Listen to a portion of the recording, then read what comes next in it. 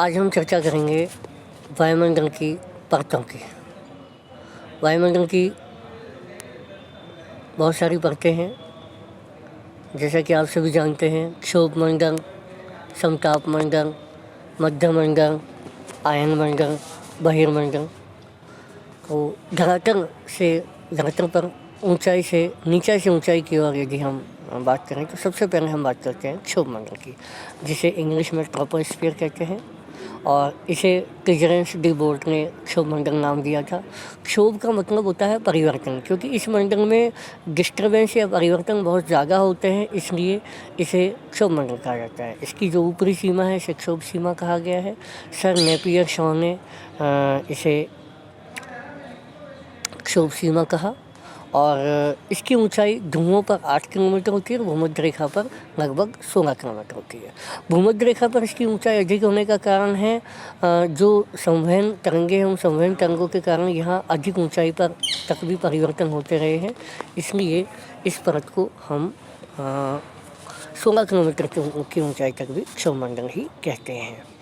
इसे हम वायुमंडल का यहाँ पर लगभग 75% भार पाया जाता है, और इसकी जो उच्चतम सीमा है उसे हम क्षोभ सीमा कहते हैं। इसके बाद दूसरी परत है जो इससे ऊपर है, वो है समताप मंडल। इसे इंग्लिश में स्ट्रेटोस्फीयर कहते हैं। इस परत की खोज भी क्लियरेंस डी बोर्ट ने ही की थी। समताप, जैसा नाम से स्पष्ट है, सम यानी समान, ताप यानी तापमान, इसलिए यहाँ तापमान समान रहने के कारण इसे समताप मंडल कहते हैं। यह तापमान क्षैतिज रूप से समान नहीं होता, बल्कि ऊर्ध्वाधर रूप से समान होता है।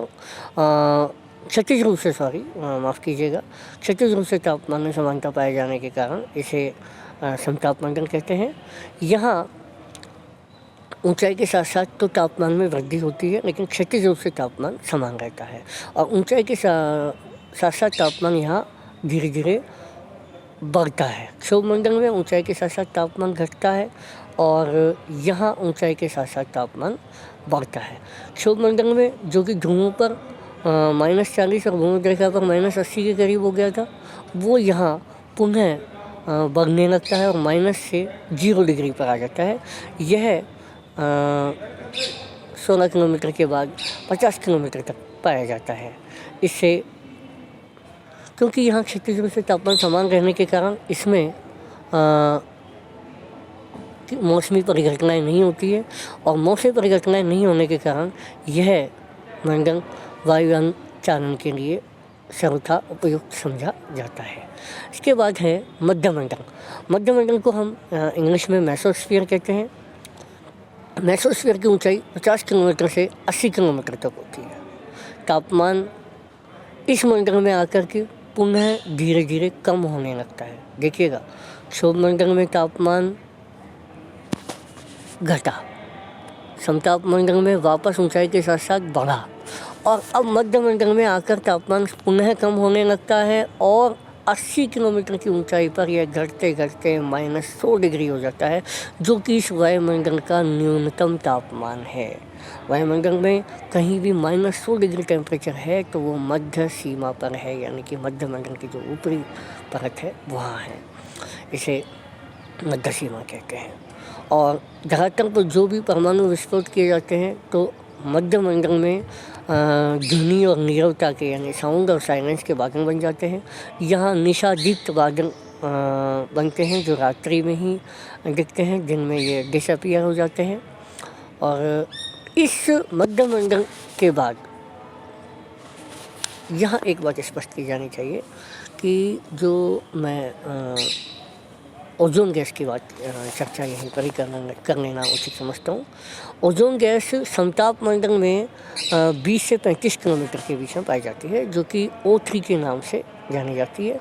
यह सूर्य से आने वाली पराबैंगनी किरणों से हमारी रक्षा करती है, और इन पराबैंगनी किरणों से जो कि त्वचा जिस पर बहुत ज़्यादा रिएक्ट करती है, और त्वचा के कैंसर और त्वचा जलने जैसी बीमारियां होती हैं, तो उनसे ये हमारी रक्षा करती है। फिर हम बात करते हैं आयन मंडल की। आयन मंडल को हम इंग्लिश में आयनोस्फीयर कहते हैं, और इसकी ऊंचाई 80 से 640 किलोमीटर होती है, और तापमान यहाँ बहुत ज़्यादा बढ़ जाता है और इसे प्लाज्मा मंडल भी कहते हैं। और यहाँ सूर्य की किरणों के कारण जो फ्री इलेक्ट्रॉन्स हैं वो मुक्त हो जाते हैं और इसलिए इसे आयन मंडल कहते हैं। और आयन मंडल में इन आयनों के कारण ही जो पृथ्वी से जो विद्युत चुम्बकीय तरंगें जो भेजी जाती है वह यहाँ परावर्तित होकर वापस पृथ्वी पर लौटती हैं, जिससे रेडियो और दूरदर्शन प्रसारण देखा जाना संभव हो पाता है। तो इस परत को प्लाज्मा मंडल और मुक्त इलेक्ट्रॉन मंडल भी कहा जाता है। इसकी कई सारी लेयर है, डी, ई, एफ और जी। डी परत 96 यानी कि 80 से 96 तक है, 96 144 तक ई परत है, फिर 144 से 360 तक एफ परत है और 360 से 640 किलोमीटर तक जी परत है। डी दीर्घ तरंगों को परावर्तित करती है, ई मध्यम तरंगों को परावर्तित करती है, एफ जिसे एपल्टन परत भी कहते हैं यह, और इसके बाद जी सबसे ऊपरी परत है जो लघु तरंगों का परावर्तन करती है। और एफ और जी ये जो परतें हैं ये रात्रि में गायब हो जाती है, दिन में ही बन पाती है।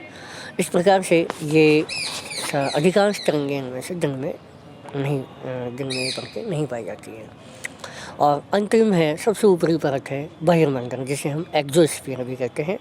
एक्सोस्फीयर इसे आयतन मंडल भी कहा जाता है और इसे वायुमंडल का सीमांत क्षेत्र या फ्रिंज रीजन भी कहते हैं। और ये वायुमंडल की सबसे ऊपरी परत है जिसमें पदार्थ या वायु की जो गैस के कण हैं वो बहुत ही विरल हो जाते हैं और गैसों का घनीभवन बहुत ही कम होता है। आज सिर्फ इतना ही। धन्यवाद।